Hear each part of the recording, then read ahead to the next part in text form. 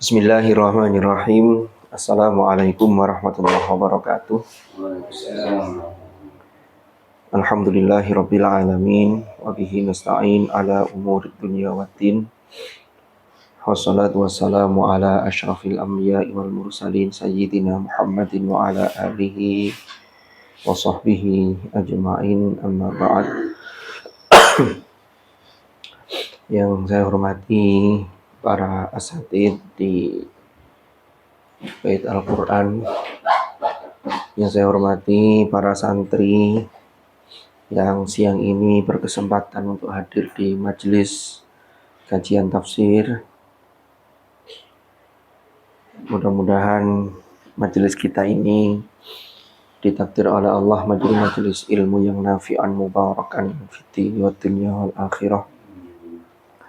Ala hadhihi niyyah wa ala kulli niyatin salihah wa ala ma nawaina wa ala ma nawahu as-salafus salih thumma ila hadratin nabiyil mustafa Rasulillah Sayyidina Muhammadin sallallahu alaihi wasallam wa ila hadrati ikhwanihi minal anbiya'i wal mursalin wa sahabati wat tabi'in wal ulama'il 'amilin wal musannifin wa a'immatil mujtahidin wal qurra' wal mufassirin wa ila jami'il mufassirin khassatan ila al-imam Jalilain Jalaluddin Al-Mahalli wa Jalaluddin As-Suyuti wa Imam Ahmad As-Sawi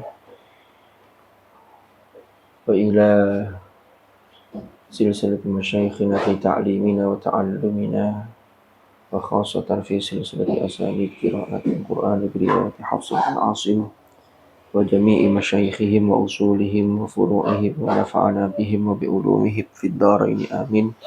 Al-Fatihah. A'udzu billahi minasy syaithanir rajim. Bismillahirrahmanirrahim. Alhamdulillahi rabbil alamin arrahmanir rahim maliki yaumiddin. Iyyaka na'budu wa iyyaka nasta'in ihdinas siratal mustaqim siratal ladzina an'amta 'alaihim ghairil maghdubi 'alaihim waladdallin. Amin. Bismillahirrahmanirrahim. Kita masih melanjutkan surah Al-Mulk. Pada episode yang lalu, 2 pekan yang lalu, kita sampai pada ayat kedua, tapi belum pada penghujung ayat ya. Jadi kemarin liyabluwakum ayyukum ahsanu amala, setelah Allah menyatakan alladzi khalaqal mauta wal haya. Di dalam tafsir Ibnu Katsir itu ada pendapat Qatadah itu yang menarik untuk kita angkat. Jadi beliau menggarisbawahi bahwa yang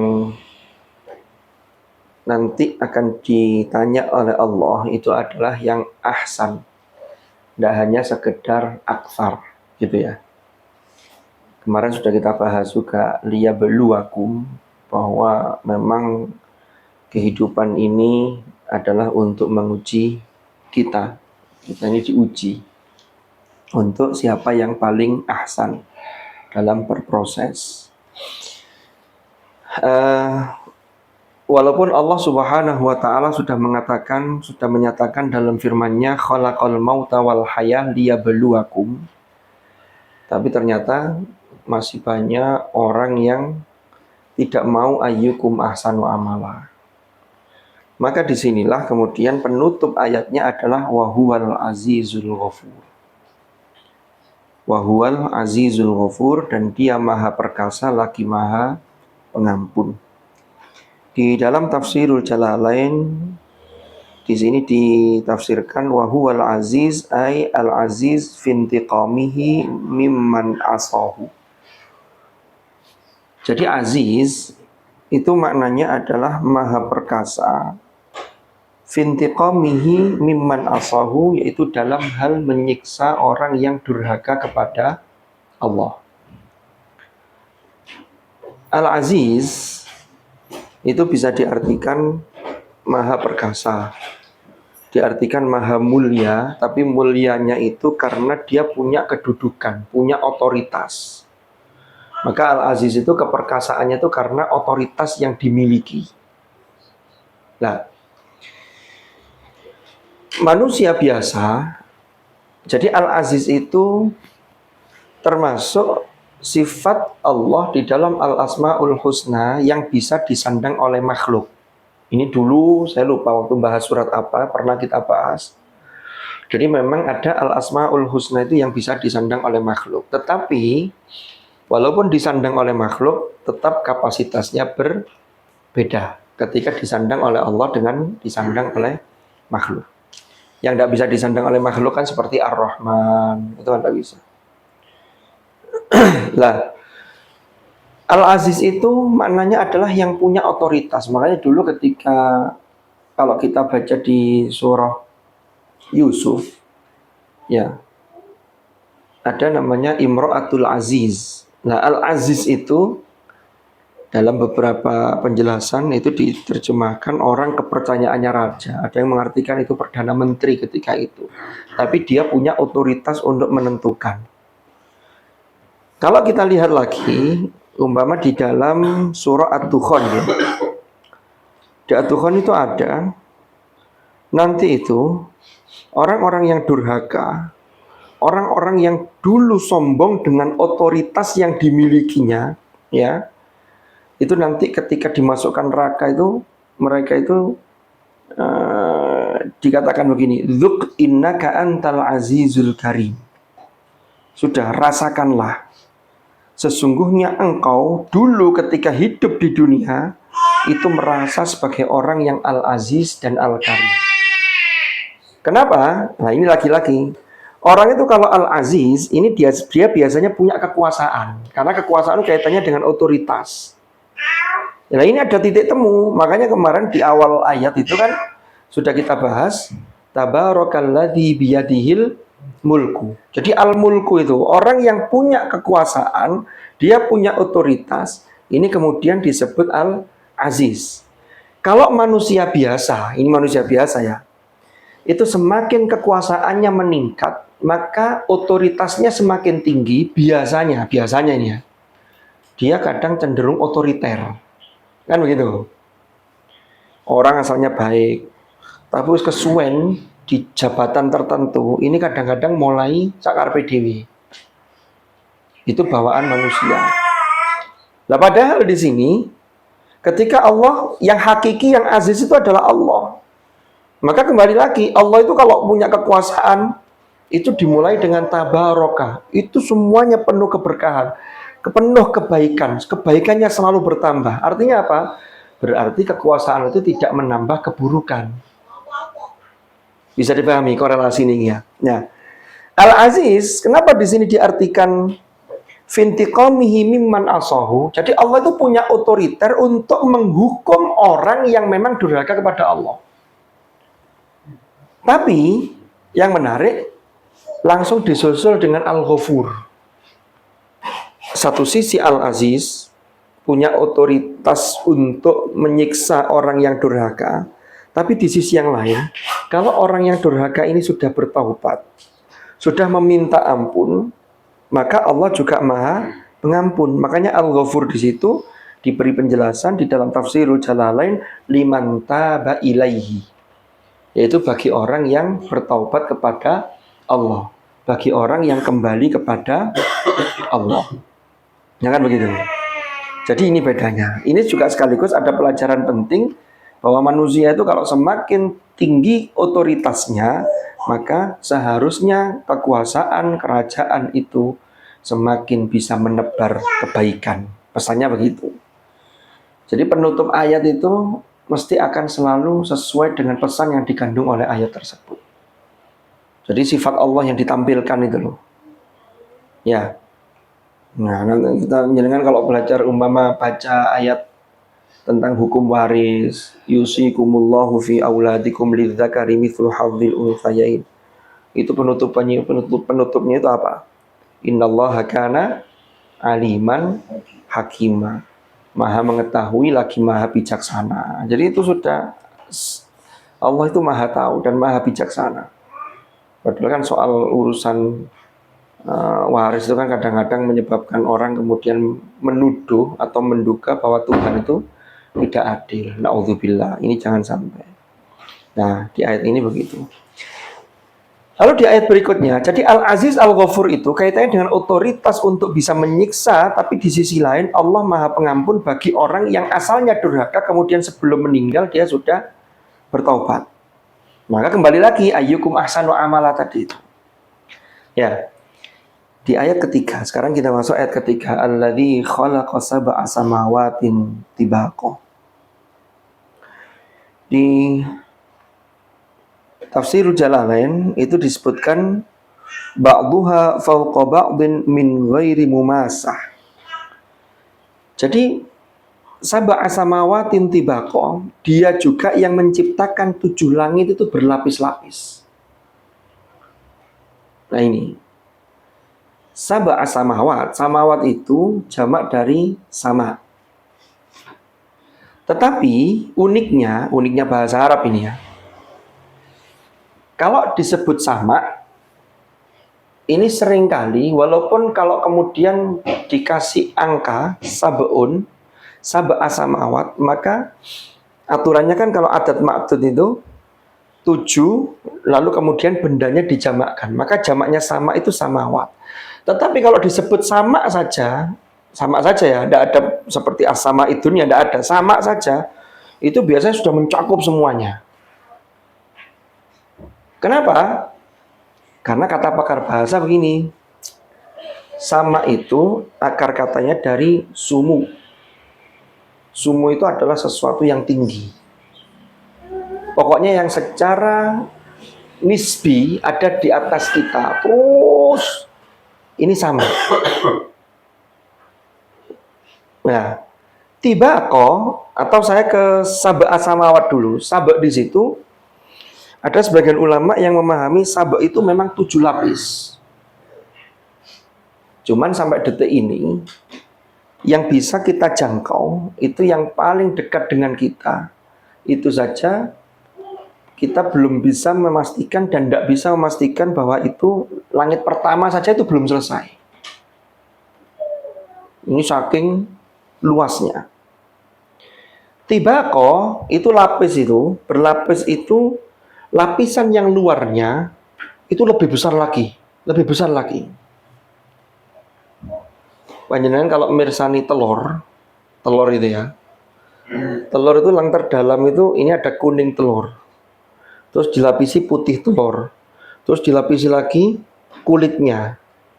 Maka yang luarnya lagi, lapisan yang berikutnya ini itu lebih luas lagi. Padahal ini ya. Di dalam Al-Baqarah 200 berapa itu? Ayat kursi 200 berapa itu? Allah berfirman, wasi'a kursiyyuhus samawati wal ard. 255 ya. Al-Baqarah 255. Wasi'a kursiyyuhus samawati wal ard. Kursinya Allah, ini tidak usah ditanyakan, ini wilayah yang di luar nalar kita. Jadi ini namanya iman yu'minu dan bil ghaibi termasuk begini. Kursi Allah itu meliputi langit dan bumi. Samawat ya, langit berarti di situ otomatis 7 langit. Lah padahal kalau tadi kita ibaratkan saja, semakin luar ini semakin besar. Kalau kita pernah nonton di video di YouTube tentang alam semesta itu, bahwa bagaimana manusia itu kan kalau melihat sekitar itu kayak paling gede kan, delok semut kayak gede, tapi kemudian di zoom lagi, ya kan ke atas tambah kecil. Nggak usah ke atas teman-teman lah, kita naik, ini pernah saya sampaikan ya kayaknya, tapi nggak tahu di mana, di sini apa di mana. Kita naik ke menara saja, menara Masjid Al-Akbar Surabaya itu ya. Itu lihat mobil-mobilan di jalan tol kayak kita main Hot Wheels itu. Cilik-cilik itu. Skalanya sudah mengecil. Kalau lebih atas lagi kan begitu. Jadi manusia itu sangat kecil sesungguhnya.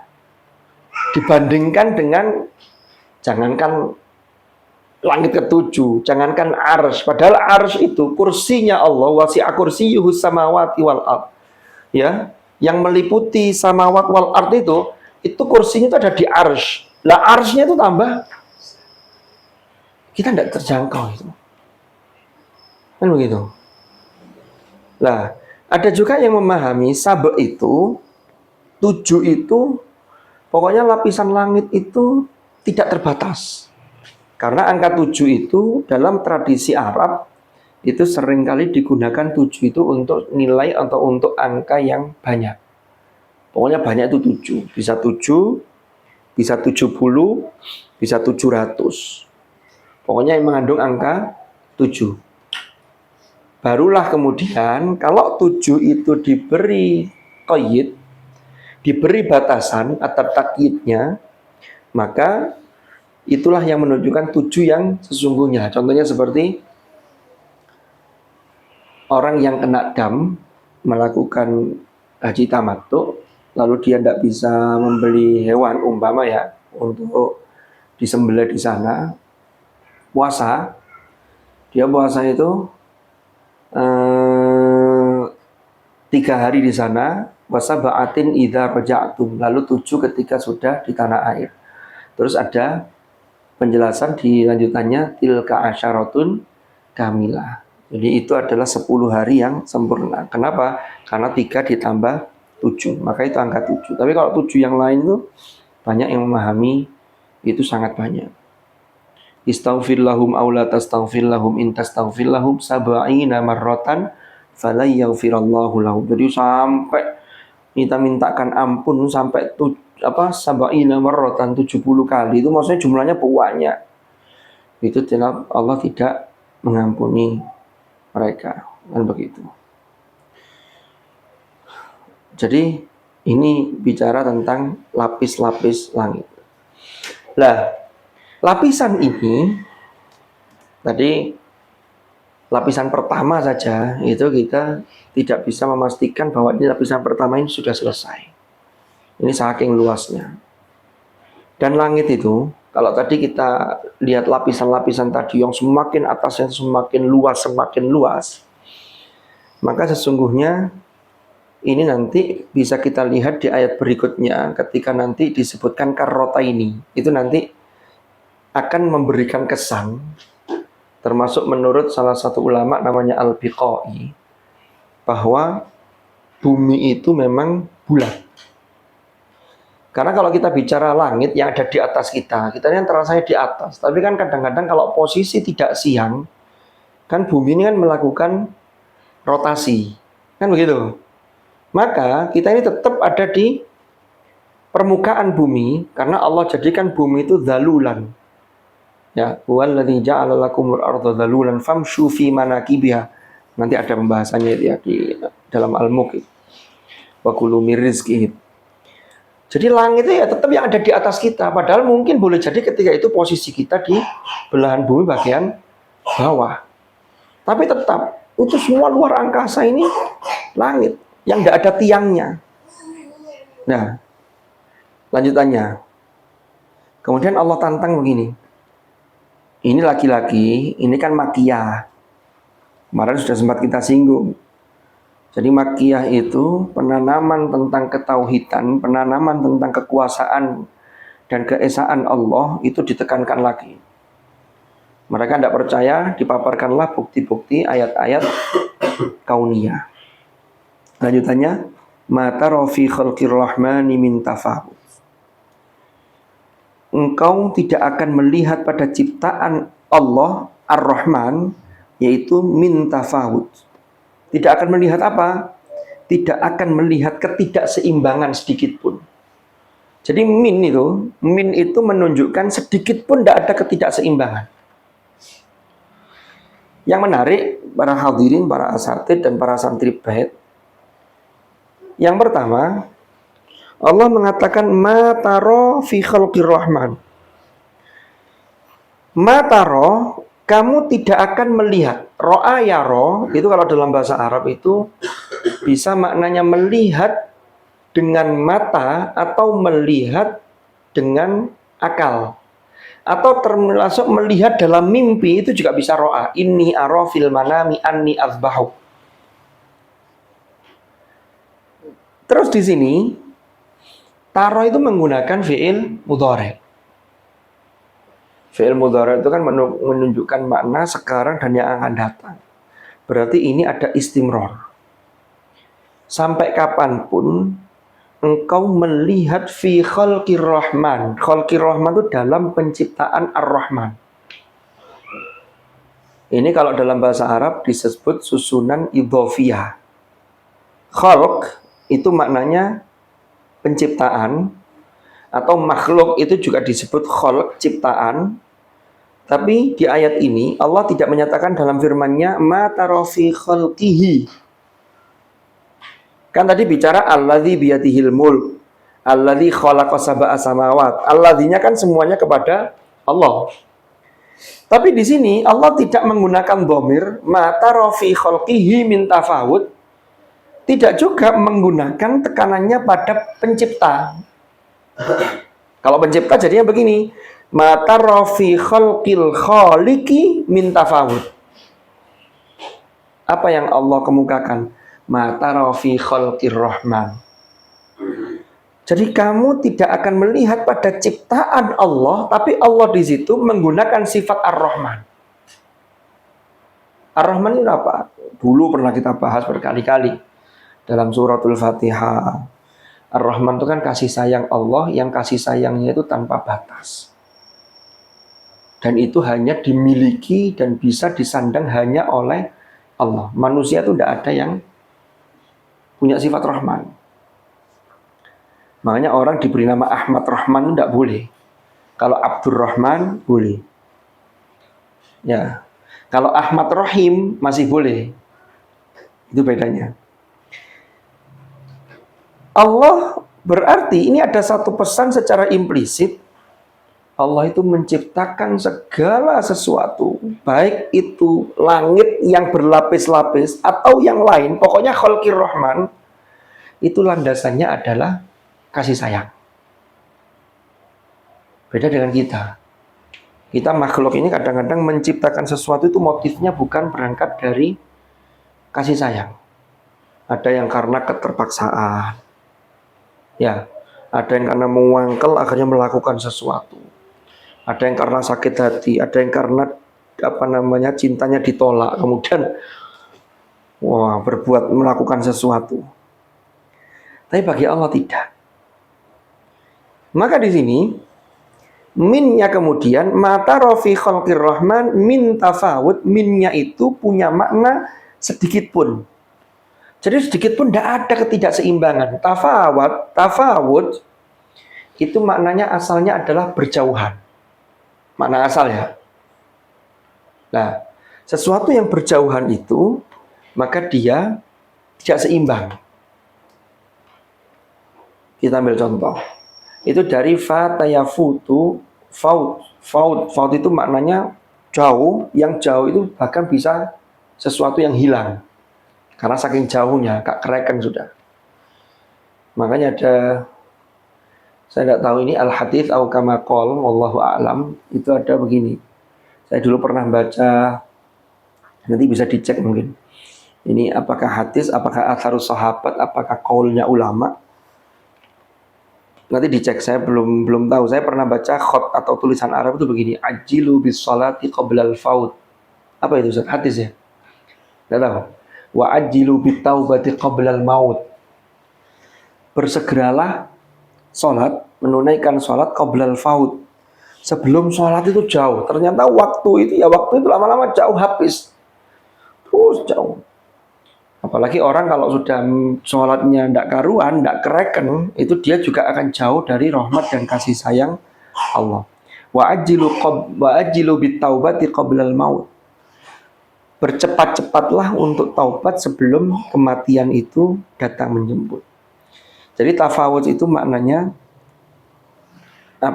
ketidakseimbangan, yang asalnya tadi maknanya jauh. Nah, jauh itu biasanya terjadi ketidakseimbangan. Ya, farji'il basar. Maka lanjutannya, kalau yang pertama tadi mata rofi khalqir rahmani min tafahud, itu sesungguhnya mengandung pesan secara implisit. Kita itu diperintah untuk mentadabburi ayat-ayat kauniyah. termasuk ciptaan Allah, yaitu yang Maha Rahman. Pasti kalau kita akan meneliti dengan serius, kita tidak akan menemukan yang tidak seimbang. Semuanya seimbang. Ya. Apalagi langit. Kalau tadi disebutkan secara eksplisit, khalaqas sab'a samawatin tibaqa. Kalau ini kita terapkan pada langit yang berlapis-lapis. Bayangkan, satu lapis saja itu tidak ada tiangnya. Allahul ladzi rafa'as samawati bighairi amadin tarawnaha. Ini kan kalian melihat langit itu tidak pakai tiang. Belum lagi dalam surah Qaf itu, afalam yanzuru ilas sama kaifa banainaha wa zayyannaha. Bagaimana kami membangunnya dan kami menghiasinya. Wa ma laha min furuj. Dan langit itu tidak terdapat celah sedikit pun.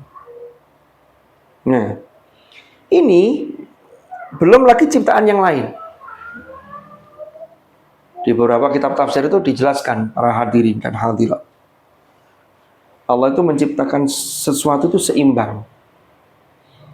Manusia itu ketika bernafas, kita ini butuh oksigen. Oksigen di siang hari itu diproduksi oleh tumbuh-tumbuhan. Karena tumbuh-tumbuhan itu mereka melakukan fotosintesis, mereka membutuhkan karbon dioksida untuk kemudian mengeluarkan oksigen di siang hari. Nah kita, nafas kita ini yang kita keluarkan, ini karbon dioksida yang dibutuhkan oleh tumbuh-tumbuhan. Jadi ini saling terkait. Terus jenengan kalau melihat hewan-hewan, ada simbiosis yang, iya kan, termasuk yang predator. Ini makan ini makan ini, dan seterusnya. Jadi seimbang. Lah ketidakseimbangan itu juga gara-gara manusia. Contoh, ini suhu udara umpama semakin panas. Kenapa? Karena polusinya itu jauh melebihi dari serapan. Umpama tumbuh-tumbuhannya tidak ngatasi untuk menyerap itu. Akhirnya ini racun-racunnya di udara ini naik, termasuk efek-efek rumah kaca dan lain-lain. Bukan rumah kaca ini ya maksudnya. Itu kemudian menjadikan lapisan ozon menipis kan begitu. Akhirnya sinar matahari yang mengandung ada sinar ultravioletnya dan seterusnya, ini akhirnya menjadi lebih panas dan seterusnya. Jadi memang betul dalam firman-Nya itu di surah Ar-Rum itu dhaharul fasadu fil barri wal bahri bima kasabat aydin nas liyudhiqahum ba'dal ladzi amilu la'allahum yarji'un. Jadi sakjane lho Gusti Allah itu ingin memberi pelajaran kepada manusia agar mereka kembali untuk jadi baik. Kan begitu. Banjir bandang. Karena banyak wilayah-wilayah yang seharusnya menjadi serapan itu kemudian ditebang secara tidak seimbang sehingga ekosistemnya menjadi tidak seimbang. Akhirnya terjadilah banjir bandang yang tidak karu-karuan itu. Ya ini banyak lah begitu. Tapi memang ada hal lain yang memang karena kehendak Allah ya, karena semuanya itu termasuk ya semuanya kehendak Allah ya. Tapi maksud saya begini, menungso sudah berusaha, tapi tetap ketika Allah berkehendak ya sudah. Makanya kullu nafsin dha'iqatul maut wa nabluukum bisyarri wal khairi fitnah wa ilaina turja'un. Nah, setelah Allah menyatakan ma tara fi khalqir rahmani min tafawut, ini tadi kan memang kalimatnya itu bentuknya informasi, tapi sesungguhnya di dalam itu mengandung perintah agar kita ini mengamati penciptaan, mengamati makhluk ciptaan Allah. Untuk apa? Untuk menambah ketebalan keimanan kita. Ya. Karena orang itu kalau umpama kita ini lihat langit, lalu kemudian angan-angan bintangnya, nanti dijelaskan di ayat berikutnya. lalu langit itu tidak ada celah, maka itu saja bisa mengantarkan orang kepada kepercayaan kepada Tuhan, kepada Allah. Barulah kemudian dilanjutkan dengan farji'il basar. Farji'il basar itu adalah perintah, maka lihatlah sekali lagi. Farji, suruh balik lagi. Al-basar itu penglihatan. Basarun, ya, al-basaru itu penglihatan dengan mata kepala. Tapi kalau dalam bahasa Arab kemudian diganti lafadz menjadi basirah, maka basirah itu maknanya melihat dengan mata hati. Ada ainul basar, ada ainul basirah. Nah, kalau penglihatan dengan mata batin ini bagi orang-orang yang memang dia mensucikan dirinya sehingga jiwanya itu betul-betul sudah naik derajat menjadi an-nafsul mutmainnah. Itulah orang-orang yang basirahnya itu tajam. Jadi orang kalau basirahnya tajam itu melihat orang itu yang dihadapkan oleh Allah kepada dia itu biasanya sudah orang ini seperti apa. Nah, jangan heran kalau ada para wali-wali itu yang kemudian melihat yang datang itu kok keras semua, yang datang itu banyak hewan begitu. Nah, farji'il basar ini berarti kan tadi perintah yang pertama mata rafi khalqir rahmani min tafawut, terus farji'il basar itu yang kedua. Baru kemudian ditegaskan hal tara min futur. Hal tara min futur itu memang bentuknya pertanyaan, tapi ini bentuknya istifham untuk menguatkan. Kamu tidak akan mendapati celah, tidak akan mendapati aib, tidak akan mendapati sesuatu yang tidak beres. Kan gitu. Hal tara min futur. Apakah kalian mendapati atau melihat suatu celah? Ada ulama yang kemudian mengambil kesan begini.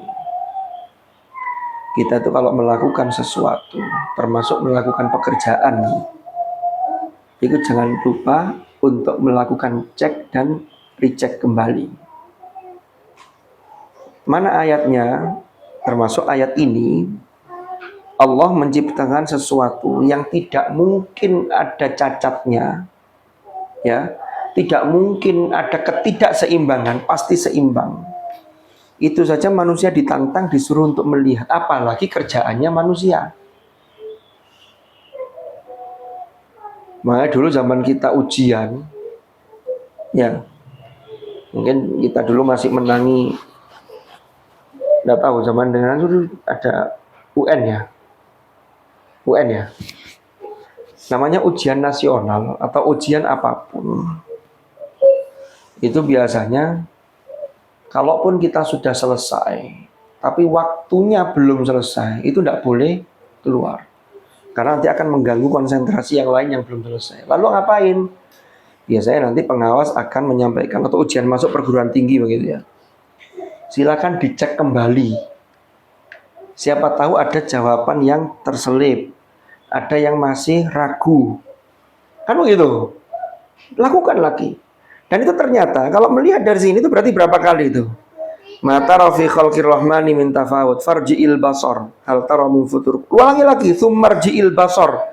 Berarti 3 kali, nanti ditambahin lagi karrota ini. Loh, karrota ini seperti apa? Ini nanti kita bahas. Kalau dalam ciptaan Allah itu memang hal tara min futur. Adakah kalian melihat atau kamu melihat celah? Maka di situ dipastikan enggak. Karena penciptaan Allah itu adalah sesuatu yang dilandasi khalqir rahman tadi itu. Kemudian lanjutannya di ayat keempat, tsummarji'il basar. Nah ini, ada tsumma yang tadi fa. Berarti, kalau kita lihat dari sisi bahasa, kalau fa itu kemudian, tapi jedanya lebih singkat dibanding tsumma. Kalau tsumma jedanya lebih lama. Ini kalau dilihat dari sisi waktu. Kalau dilihat dari sisi yang lain, berarti antara farji'il basar dengan tsummarji'il basar, ini berarti penelitian atau teliti lebih detail kembali itu di yang ketiga. Di disortir lagi, diteliti lagi. Saya itu punya teman di Lajnah Pentasihan Mushaf. Jadi mentasih mushaf. Satu naskah mushaf, ya, satu naskah yang akan diterbitkan oleh penerbit A umpamanya ya. Kan satu hari itu pentasih itu mentasih 3 juz targetnya. Satu master mushaf itu tidak hanya ditasih oleh satu orang. Jadi habis ditasih di orang A, nanti ditasih di berikutnya. Sebelum masuk ke pentasihan lajnah pentasihan, itu sudah ada ACC dari pentasih dari penerbit yang akan menerbitkan mushaf. Itu untuk demi menjaga kemurnian Al-Quran. Nah, pekerjaan-pekerjaan yang lain itu disarankan juga begitu untuk mencapai hasil yang baik. Makanya hasilnya ini ketika Allah menciptakan, kenapa kok kemudian diteliti sampai diteliti berkali-kali itu kok betul-betul ini pelajaran yang bisa kita ambil ya. Betul-betul tidak menemukan celah. Nah, ini bisa kita lihat ketika Allah menyatakan mata rafi khalqir rahmani min tafawud, berarti produk itu betul-betul kokoh. Kalau kita bicara langit itu tidak terjadi ketidakseimbangan. Karena kalau langit tidak seimbang bahaya. Kan isinya langit itu benda-benda langit itu kan ya planet, ya bintang, kan begitu, ya matahari, ya planet-planet itu. Itu saja kalau geser sedikit saja itu bisa terjadi tabrakan. Wasyamsu tajri li mustaqarril laha dzalika taqdirul azizil alim wal qamara qaddarnahu manazila hatta wal qamara qaddarnahu manazila hatta ada kal urjunil qadim la syamsu yanbaghi laha an tudrikal qamar walal lail sabiqun nahar, kan begitu. Jadi malam pun tidak membalap siang, ini sudah beredar sesuai dengan takdirnya. Jadi ada kekokohan. Farji'il basara hal tara min futur. Diteliti lagi. Tsummarji'il basara karrotaini. Lagi ini. Karrotaini itu maknanya adalah karroh itu hampir sama dengan marroh, tapi ada bedanya. Kalau marroh itu berapa kali? Marrotan, 1 kali. Berapa kali? Marrotain, 2 kali. Bedanya karroh dengan marroh. Kalau marroh itu memang 1 kali, asli 1 kali. Marrotaini 2 kali, asli 2 kali. Itu pakai mim. Tapi kalau karrotain, karroh, itu akar katanya dari sama dengan karroh, kuroh, itu sama. Apa mana asalnya? Bola atau bulat. Sesuatu yang bulat itu 2 kalinya itu muter iki baleni, tapi karena dia bulat maka ini tidak hanya 2 kali murni 2 kali, tapi boleh berkali-kali. Kayak bulatnya bola itu, gelundung itu muter berapa kali? 2 kali, tapi 2 kali karena dia bunder itu kan bisa lebih. Ya apa nita ini pindo itu, muter pindo itu muternya iso akeh. Karena dia berakal dari akar katanya dari kuroh tadi itu. Artinya apa? Di beberapa tafsir itu dijelaskan tsummarji'il basara karrotaini itu tidak hanya 2 kali, bahkan sampai berkali-kali, ya. Walaupun di situ disebut 2 kali, tapi 2 kalinya karroh itu bisa berkali-kali. Maka Allah tegaskan, nek jek gak percaya bahwa alam semestanya ada penciptanya yaitu Allah, yaitu Ar-Rahman, maka terus telitilah kalau masih tidak percaya. Yang qadib ilaikal basaru khasi'an wa huwa hasir. Niscaya pandanganmu akan kembali kepadamu dengan kecewa. Artinya apa? Khasi'an itu diteliti bolak-balik. Apa yang terjadi? Ya kecewa. Kecewa itu maksudnya apa? Kan ini orang yang tidak percaya. Terus disuruh nyari celahnya. Kan ngaten? Celahnya itu tidak akan ketemu sampai di bolan-baleni, pasti nanti kecewa karena pandanganmu itu tetap akan nyerah nanti. Khosian wa huwa hasir, dan pandanganmu itu dalam keadaan letih karena tidak menemukan tafawud, ya, ketidakseimbangan, karena tidak menemukan futur tadi itu, ya, celah. Jadi suruh berkali-kali, pasti nanti akan menemukan Tuhan di dalam ciptaannya. Artinya apa? Di situ akan mempertebal keimanan. Itu kalau orang mentadabburi ayat-ayat kauniyah. Kan ngoten. Khosian wa huwa hasir. Lalu lanjutannya. Walaqad zayyana as-samaa'a dunya. Sungguh kami benar-benar telah menghiasi langit dunia. Di dalam tafsirul Jalalain,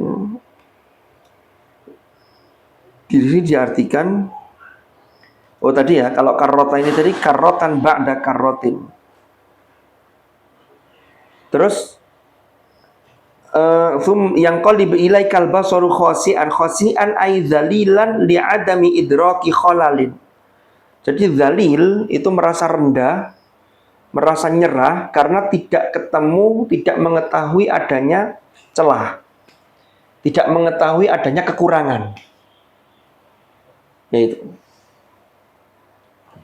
salah satu yang menjadikan manusia itu merasa kecil di hadapan Allah itu kalau dia mau mentadabburi ayat-ayat kauniyah kayak begini. Orang kalau tidak mau mentadabburi ayat-ayat kauniyah, dia punya kekuasaan, yang dilihat anak buahnya yang hanya nurut ke dia. Kalau dia melakukan kezaliman, tidak ada yang berani mengingatkan, tidak ada yang berani melawan. Tapi dia tidak pernah melihat ciptaan Allah, termasuk penciptaan langit yang berlapis-lapis. Ini biasanya dia lupa diri. Itulah yang orang yang punya kekuasaan lalu otoriter. Padahal kalau kekuasaannya yang hebat sekalipun, kalau dia melihat betapa Allah menciptakan langit seperti itu atau penciptaan yang lain-lain, maka dia akan merasa kecil. Manusia itu kan bisa diibaratkan seperti hanya sebuah cincin yang dilempar di tengah padang pasir. Kira-kira digoleki gampang tak angel? Gak gampang. Angel golek ini. Kenapa? Karena sangat kecil di tengah hamparan padang pasir tadi. Makanya sampai ada, saya lupa ini baca penjelasan di mana, alam itu yang kita lalui itu semakin ke depan. Ini pernah saya sampaikan ya kayak ini kemarin ya. Itu semakin besar, semakin luas.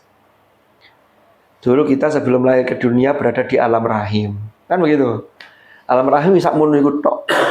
Allah anugerahkan kaki, tangan, gak iso, kayak sembujungnya gak iso, melungker, ya, melungker. Paling rada jejak, seneng ibu, lo iki kerasa sikile yang gitu. Kalau sudah mau cukup bulan itu, sikile dur kadang ngecap barang kan sikile itu. Ini sudah cukup bulan tapi tidak ada kakinya. Jadi lalu lahir di alam dunia ini. Nanti setelah alam dunia ditinggalkan masuk ke alam barzakh. Alam barzakh itu jauh jangkauannya lebih luas. Alam akhirat. Alam akhirat itu surga saja, arduhas samawatu wal ard. Wa'iddat lil muttaqin. Lebih luas lagi, luas lagi. Sama ini lapisan-lapisan tadi kan begitu. Nah, setelah Allah menciptakan langit yang berlapis-lapis tadi, Allah menegaskan walaqad zayyana as-samaa'a dunya. Di mana as-samaa'a dunya itu al-qurba ilal ardi. Itu dalam tafsirul Jalalain begitu.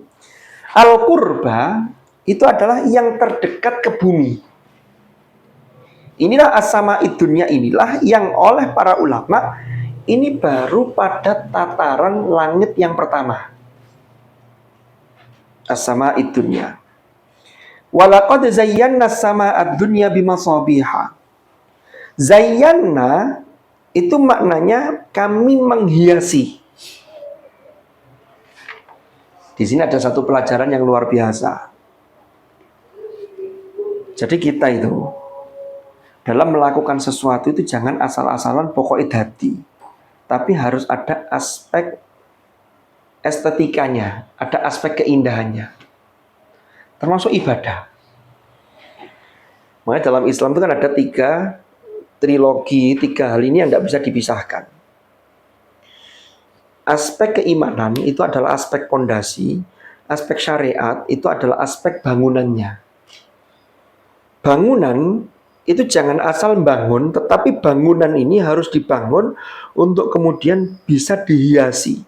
Apa hiasan dari bangunan ini? Inilah namanya ihsan. Jadi ihsan itu bangunan ibadah kita itu dihiasi. Dengan apa? Ketika orang itu melakukan ibadah lalu ihsan kepada Allah, itu indah sekali. Itulah yang bisa menenangkan hati kita. Dibuktikan dengan apa? Dampaknya ke sesama makhluk. Orang itu kalau ibadahnya baik, tidak hanya sekedar bangunan, maka nanti orang akan melihat keindahan dampak dari ibadah yang dia lakukan. Akhlaknya baik, kan begitu. Orang itu kalau melihat ada orang akhlaknya baik, attitude-nya baik, itu melihat saja itu senang, respect. Tapi sebaliknya, orang yang akhlaknya tidak baik, bangunan keindahannya tidak diurus. Kenapa? Lawang bangunan intinya saja tidak diurusi. Sholatnya tidak pernah direken. Gimana dia mau ngurusi bangunan-bangunan yang estetikanya? Lah estetika itu muncul dari sesuatu yang sifatnya ada aspek namanya faktor esoteris, faktor dalam, ada eksoteris. Nanti memunculkan sesuatu yang indah. Contoh, kita ini umpama ditakdirkan punya kendaraan. Secara naluri manusia, orang itu kalau punya kendaraan, ya, itu kan kemudian ditambahi hal-hal sesuai dengan kecenderungan orang itu, tapi kadang-kadang bersifat aksesoris.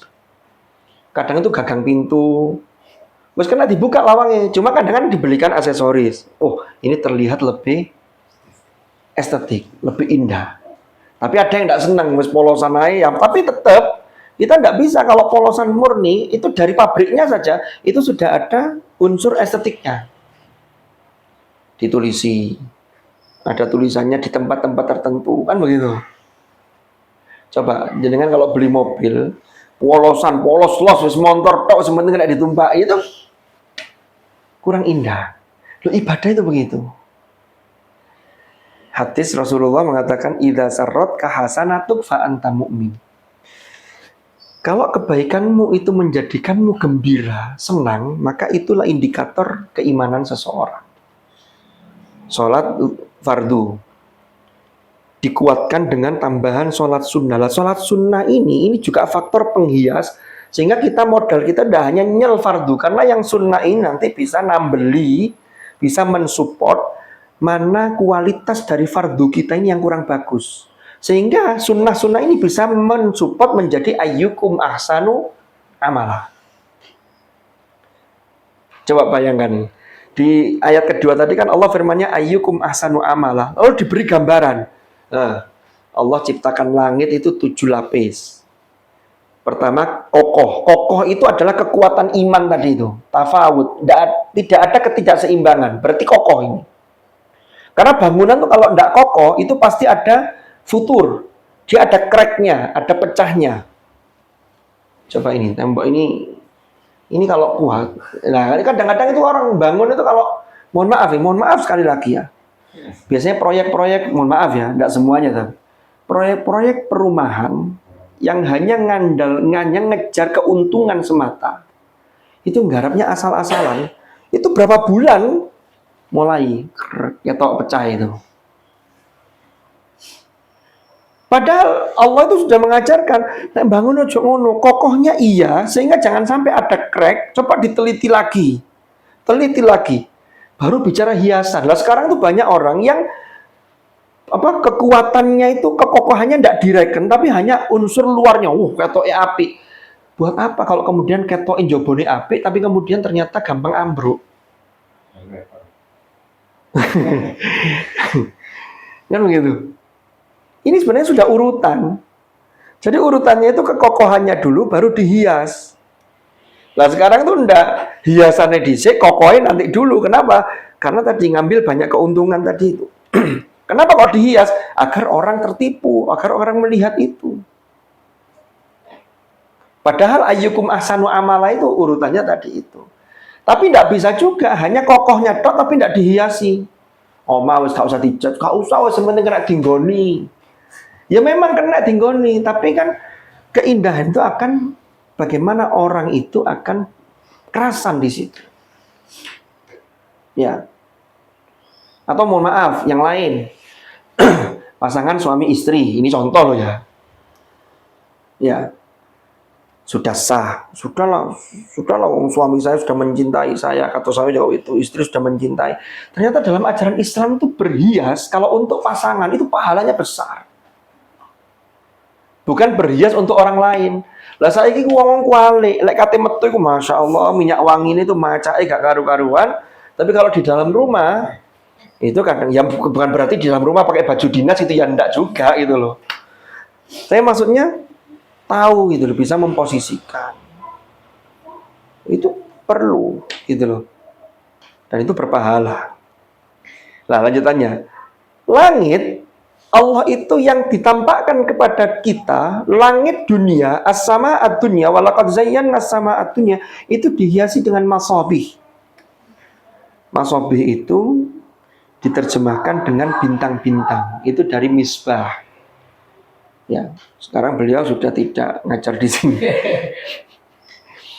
Misbahun Nur, gitu ya.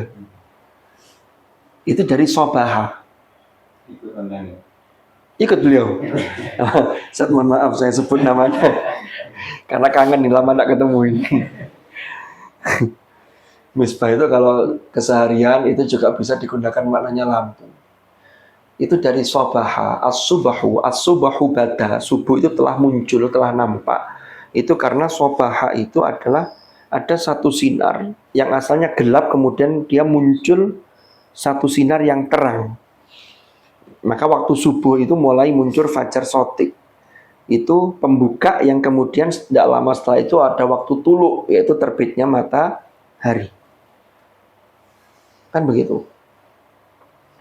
Nah, langit-langit dunia itu oleh Allah dihiasi dengan aneka bintang, yang bintang itu menyinari. Bahkan bintang itu kalau di juz 14 itu dia punya disebutkan fungsinya wa alamat wa bin najmi hum yahtadun. Dulu belum ada kompas, ditemukan kompas yang seperti hari ini ya. Itu kalau orang di tengah laut itu petunjuknya ya dari bintang-bintang itu. Nah, padahal bintang-bintang itu kalau kita baca buku-buku tentang sains, ternyata itu jaraknya dengan kita tuh sangat jauh. Bahkan sinar yang sampai ke kita hari ini itu bisa jadi sudah sekian tahun, bahkan tidak tahu ini orang fisika mungkin yang bisa menjelaskan lebih detail ya. Itu bahkan sudah sekian ratus tahun, sekian juta tahun. Bisa jadi bintangnya sudah tidak ada atau dia sudah berpindah tempat. Tapi sinarnya baru kita sampai di sini. Padahal itu baru as-sama'ad dunya. Bayangkan kalau kemudian langit ketujuh, sab'a samawatin tibaqo, atau langit yang tanpa batas itu. Matahari saja dengan sinarnya yang begitu panas dan besarnya matahari. Karena yang paling besar dalam tata surya itu adalah matahari. Itu saja sinarnya jarak tempuhnya ke bumi itu wakila katanya. Itu dengan kecepatan sinarnya matahari itu sampai ke kita itu sudah 8 menit baru sampai ke kita. Jadi kalau kita caring keluar itu ada matahari ngenai kulit kita. Itu sudah dari matahari itu 8 menit perjalanan ke kita. Cahayanya dulu, sinarnya dulu, sinar matahari itu. Matahari itu kan dia itu bau usyams. Dia itu dia mengeluarkan cahaya dari dirinya. Tapi kalau nur ya waja'alal qamara nuro, nur itu pancaran cahaya. Kenapa? Karena bulan itu tidak memunculkan cahaya dari dirinya, tapi dia pantulan dari matahari itu. Itu kita kalau malam tadabbur lihat bintang, lihat bulan, apalagi pas bulan purnama, itu kan indah gitu ya. Ya. Itu padahal baru langit sama itu ya, baru pertama bimasobi. Nah ini lanjutannya ini, waja'alnaha rujuman lisyayatin. Waja'alnaha rujuman lisyayatin, sedikit lagi. Dan kami jadikan masobi, yaitu bintang-bintang itu, rujuman lisyayatin, sebagai pelempar-pelempar terhadap setan. Ada beberapa penafsiran. Pertama, ada yang memahami ngeten. Setan itu dulu sebelum kelahiran Hadratur Rasul sallallahu alaihi wasallam. Setan dari golongan jin itu biasa jagongan di langit. Entah langit keberapa ya.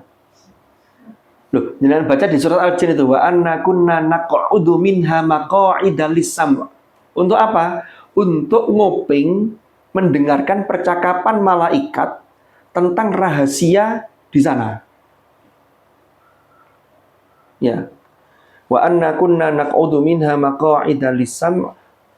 Lanjutnya, faman yajidil ana faman yastami'il ana yajid lahu shihabar rasada. Faman yastami'il ana, tapi sekarang siapa yang berani mendengarkan, mencuri-curi dengar, dia akan mendapati shihabar. Itu ada lemparan-lemparan itu tadi.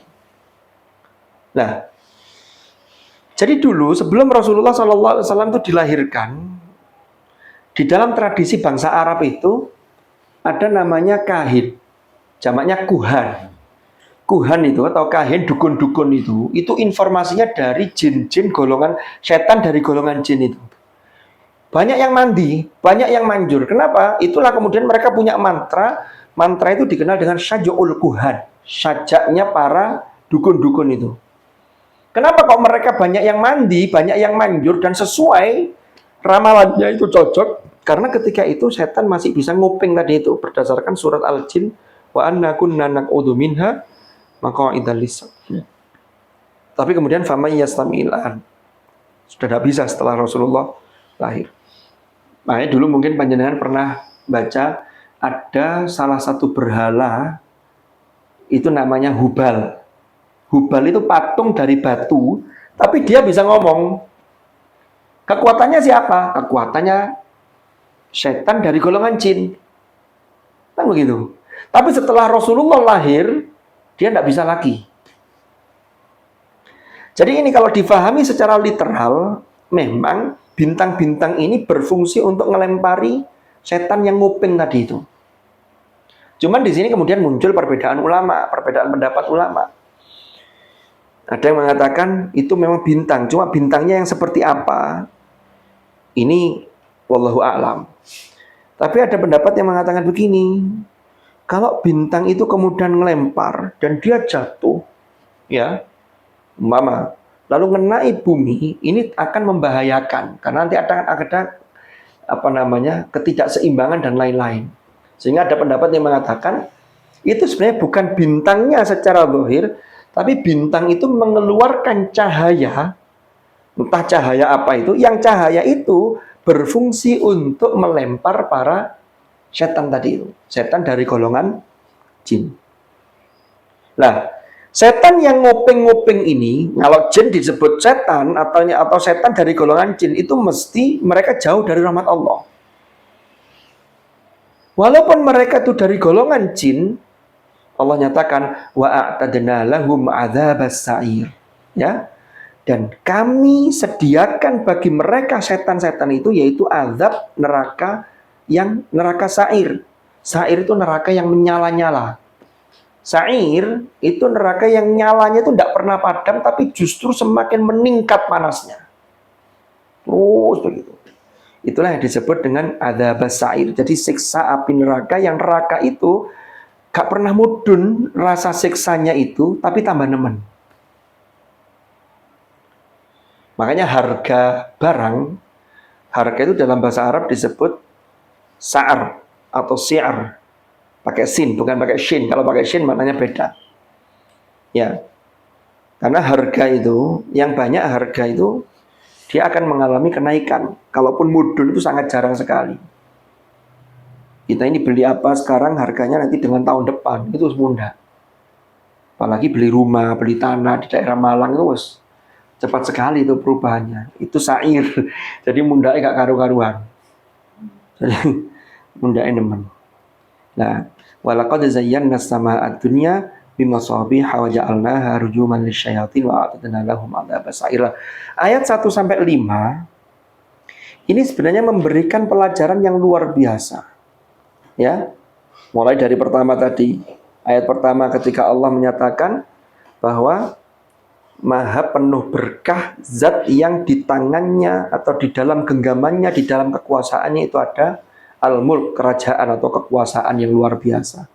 Ya, ini sesungguhnya juga nyindir orang-orang musyrikin Mekah.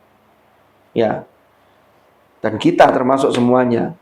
Terus Allah ciptakan al-maut wal hayah liyabluwakum ayyukum ahsanu amala. Orang yang kekuasaannya hebat sekalipun itu tidak akan bisa mematikan, tidak bisa menghidupkan. Sampai orang raja yang hebat sekalipun tidak wayai mati, ya mati. Tidak ada satu obat pun yang bisa menghalangi orang itu dari kematian. Tidak ada penemuan sampai hari ini juga tidak ada kan. Makanya dokter sampai yang profesor, dokter spesialis itu kalau mau mengambil tindakan untuk seorang pasien operasi itu mesti keluarga ada yang tanda tangan. Karena mesti ngomongnya begini, ini yang bisa kami lakukan. Di luar ini itu di luar kemampuan kami. Kan begitu. Berhasil tidaknya, lalu nanti setelah operasi itu seperti apa. Yang berhasil banyak, karena orang itu harus optimis, harus melihat yang berhasil. Kok kemudian gagal, dokter tidak mau disalahkan. Kan begitu. Nah, kemudian Allah paparkan penciptaan langit yang luar biasa tadi itu. Sampai diperintahkan juga untuk meneliti. Coba sih lihat langit itu loh. Kalau kalian tidak percaya ada Tuhan yang mengatur alam raya ini, langit itu tidak ada tiangnya. Tapi apakah langit itu ada ketidakseimbangan? Tidak ada, tidak nemu. Belum lagi makhluk yang lain. Suruh ngecek lagi, farji'il basor. Kalau masih tidak mau beriman, farji'il basor. Hal taro min futur. Ono nggak krek, dan gitu. Ada celah nggak? Mau diperintahkan lagi, sumarji'il basor karrotain. Mestalah yang qalib ilaikal basoru khawasi'an wa huwa hasir. Sampai matamu lelah, itu kamu tidak akan mendapatkan celah, tidak akan mendapatkan kekurangan. Jadi wahuwa hasir, itu kalau digambarkan dalam makna bahasa, itu seperti mata seseorang yang dia kecapean untuk membaca atau menonton sesuatu. Itu kalau sudah capek kan tidak bisa kita ngantuk ini yang merah, ya KO sudah. Nah, terus Allah paparkan walaqad zayyana as-samaa'a ad-dunya bimasabi wa ja'alnaha rujuman lisyayatin. Setan saja yang memberi kabar gembira ya pada kalian para dukun-dukun di kaum di masyarakat jahiliyah, itu mereka nanti akan disiksa. Kami siapkan siksa yang pedih. Ya, kan begitu. Barulah kemudian orangnya, hei kamu yang percaya pada informasi yang dibisikkan oleh setan-setan dari golongan jin, yang kemudian kamu sampai berani mendurhakai Tuhan kalian. Walilladzina kafaru bi rabbihim adzabu jahannam. Ayatnya di sini tidak wa adzabu jahannam lilladzina kafaru bi rabbihim. Tapi li-nya itu didahulukan. Ternyata pendahuluan li di sini nanti adalah khobar muqaddam, itu memiliki makna taksis, makna pengkhususan, makna yang lebih spesifik. Wong-wong kafir. Tapi yang menarik di sini, mengapa kafaru tidak billah tapi birobbihim? Itu nanti yang akan kita bahas pada lanjutan kajian kita berikutnya. Walilladzina kafaru birobbihim adzab jahannam wa bi'sal masir. Idza ulku. Mengapa ayat Al-Qur'an mengatakan mengapa idza ulku? Ketika mereka dilempar. Karena orang-orang kafir di akhirat itu sudah tidak kanggu. Sesuatu yang menjijikkan, yang tidak kanggu, seperti sampah, itu kan dilempar. Jadi kalau buang sampah itu, ya, jadi kalau buang sampah dilempar atau dibuka pelan-pelan, ditaruh, endang, terus kan dilempar. Itulah gambaran orang-orang kafir ketika mereka dimasukkan ke dalam neraka. Lalu ada apa di neraka nanti? Gambaran tentang neraka di banyak ayat-ayat Al-Quran Makkiyah itu banyak sekali. Tinggal nanti titik tekannya yang berbeda disesuaikan dengan konteks yang sedang dibicarakan. Itu yang bisa kita ambil hikmah dan pelajaran pada episode kali ini. Insya Allah kita lanjutkan pada pertemuan yang akan datang. Wallahu a'lam bishawab. Mudah-mudahan manfaat, mudah-mudahan barokah. Al-Fatihah.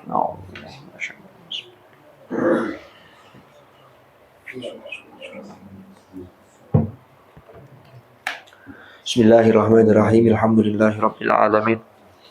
Allahumma ma'al Qur'an ij'alna wa auladana wa dhurriyyatina wa ahlana wa ashabana wa talibat wa tullabana wa talibatina wa talamidana wa tilmidatina min ahli al-Qur'an alladhina hum ahluka wa khasatuk waj'alna wa iyyahum min ahli al-'ilmi wa ahli al-khair wa min alladhina istafaita min ibadika alladhina warithu kitabaka wa sabaqu bil khairati bi idnika rahmatika ya arhamar rahimin.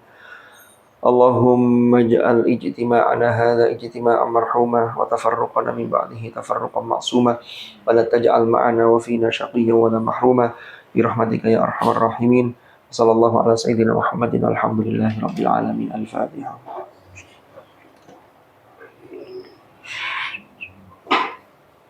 Subhanakallahumma bihamdika asyhadu an la ilaha illa anta astaghfiruka wa atubu ilaik. Wassallallahu ala sayyidina Muhammadin walhamdulillahi rabbil alamin. Hadanallahu wa iyyakum ajma'in. Assalamualaikum warahmatullahi wabarakatuh.